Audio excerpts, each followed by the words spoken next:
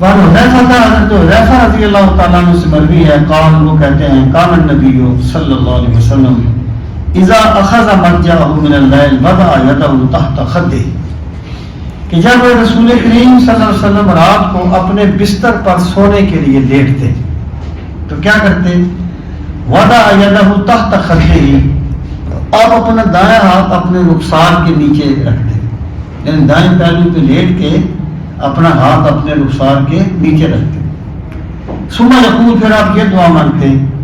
اللہم باسمک اموت و احیا، اے اللہ میں تیرے نام سے مر رہا ہوں اور تیرے نام سے ہی زندہ ہوں گا۔ یعنی موت، یہ جو نیند ہے، یہ اصولی طور پہ موت کا ایک نمونہ ہے جو اللہ تعالیٰ نے اس دنیا میں رکھا ہے۔ یعنی اللہ کے توفی الانفس حین موتہا والذی لم تمت فی منامہا، اللہ تعالیٰ موت کے وقت روحوں کو اپنے قبضے میں کر لیتا ہے، جن کی موت کا وقت نہیں آیا ان کی نیند کے وقت ان کی روحوں کو اپنے قبضے میں کر لیتا ہے۔ یعنی گویا بندہ ہر روز مرتا ہے اور ہر روز زندہ ہوتا ہے۔ رسول کریم علیہ السلام نے فرمایا تھا کہ لوگوں تم مر جاؤ گے جس طرح تم سو جاتے ہو،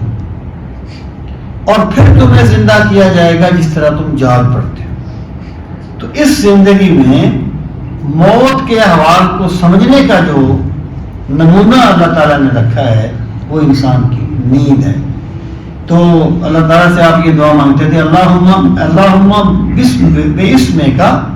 اموت و احیا، پروردگار تیرے نام سے میں مرنے لگا ہوں، یہ آرام سونے لگا ہوں، اور تیرے نام سے میں زندہ ہوں۔ فَإِذَا اسْتَيْقَظَ جب آپ بیدار ہوتے پھر آپ یہ دعا مانگتے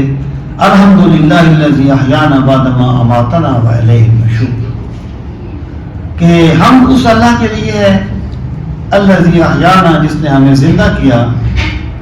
بعد ما اماتنا بعد اس کے اس نے ہمیں مار دیا تھا،